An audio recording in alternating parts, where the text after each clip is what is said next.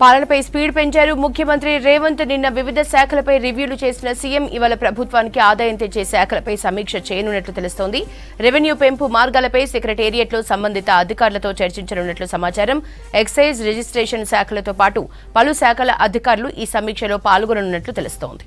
Details Yadagiri అందిస్తారు. Yadagiri, CM రివ్యూకి సంబంధించిన updates ఏంటి?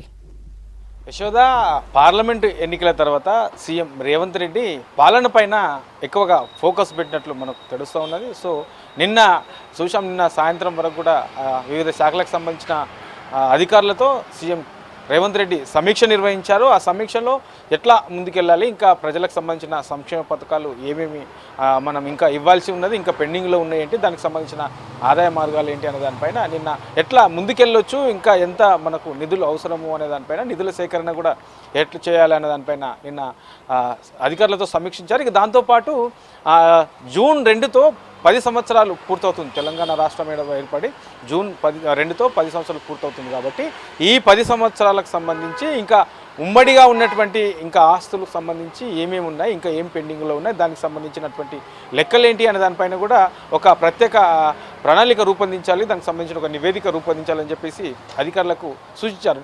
ఇక ఈ వల్ల మళ్ళీ ఆదాయ మార్గాలకు సంబంధించి ప్రభుత్వానికి ఆదాయ మార్గాలు ఏంటి, మరి ఎటు నుంచి వస్తాయి అనే దానిపైన ఇవాళ సమీక్ష చేయబోతున్నారు. ప్రధానంగా ఎక్సైజు, రిజిస్ట్రేషన్ శాఖలకు సంబంధించిన అధికారులతో ఇవాళ సమీక్ష చేసే అవకాశం కనబడుతుంది. మధ్యాహ్నం తర్వాత సీఎం రేవంత్ రెడ్డి సచివాలయానికి వచ్చే అవకాశం ఉంది. ఈ 2 శాఖలపైన ప్రధానంగా ఇవాళ నిర్వహించే సమీక్షలో ఈ అధికారులతోని ఏంటి ఇప్పటి వరకు ఉన్నటువంటి ఆదాయ మార్గాలు ఏంటి, ఆదాయం ఎంత ఉన్నది, ఎంత వస్తుంది, మనకు ఈ 2 శాఖల నుంచి ఎంతెంత వస్తుంది, ఎటువైపు నుంచి ఎంత వస్తుంది, సో దీనికి సంబంధించినటువంటి వచ్చిన ఆదాయాన్ని మనము ఏ పథకాలకు సంబంధించి ప్రభుత్వం ఏ వాటికి ఖర్చు పెడుతుంది అనే దానిపైన పూర్తి స్థాయిలో ఇవాళ ఈ శాఖలపైన సమీక్షించే అవకాశం ఉంటుంది. ఎందుకంటే ఇప్పటికే 2 లక్షల రుణమాఫీ చేస్తామన్నారు. తర్వాత ఇంకా మిగతా కొన్ని ప్రజలకు ఇచ్చినటువంటి హామీలు కూడా ఉన్నాయి. హామీలకు సంబంధించిన పథకాలు కూడా అమలు చేయాల్సి ఉంది. కాంగ్రెస్ ప్రభుత్వం ఇచ్చినటువంటి హామీలు అమలు చేయాల్సిన అవసరం ఉంది. ఇక రైతు భరోసా వానాకాల సీజన్ నుంచి కూడా రైతు భరోసా ఎకరాకు 15,000 ఇస్తామన్నారు.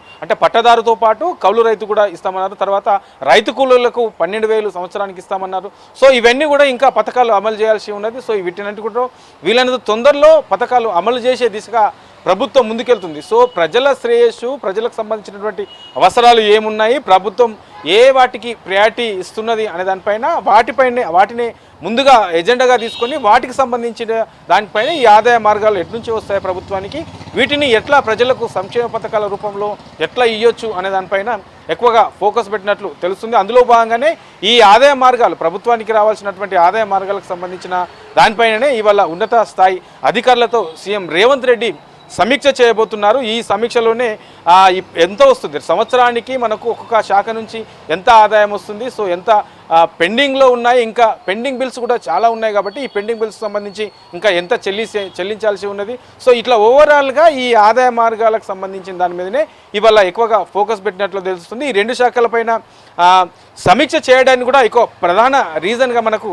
కనబడుతున్నది. కాబట్టి ఈ పార్లమెంట్ ఎన్నికల తర్వాత ఇక పూర్తి స్థాయిలో ఈ పాలనపైనే ఫోకస్ పెట్టడం, తర్వాత ప్రజలకు అవసరమైనటువంటి ప్రయారిటీలను గుర్తించడం, దానికి సంబంధించిన అంశాలకు సంబంధించి పథకాల విషయంలో అమలు చేయడం, అవి ఎట్లా ముందుకెళ్ళాలి, ఎంత ఖర్చు అవుతుంది, ఏ పథకానికి ఎంత ఖర్చు చేయాల్సి ఉంటుంది, మరి దానికి సంబంధించి రాష్ట్రానికి వచ్చే ఆదాయంతో పాటు ఇక ఇది సరిపోకపోతే మిగతా నుంచి ఇంకా ప్రత్యామ్నాయంగా ఎక్కడి నుంచి మనం ఈ నిధులు సేకరించవచ్చు, వాటికి సంబంధించిన అంశాలు ఏంటి అనే దానిపైన పూర్తి స్థాయిలో ఇవాళ ఉన్నత స్థాయి అధికారులతో సమీక్ష చేసే అవకాశం ఉంటుంది. దీనికి సంబంధించి సీఎం రేవంత్ రెడ్డి కూడా ఏ అంశాల మీద ఎక్కువగా దృష్టి పెట్టాల్సిన అవసరం ఉంటుంది, అధికారులు ఎలాంటి వాటిపైన ఎక్కువగా ఫోకస్ పెట్టాలనే దానిపైన కూడా అధికారులకు పలు కీలకమైనటువంటి సూచనలు చేసే అవకాశం ఉంది. యశోద ఇవాళ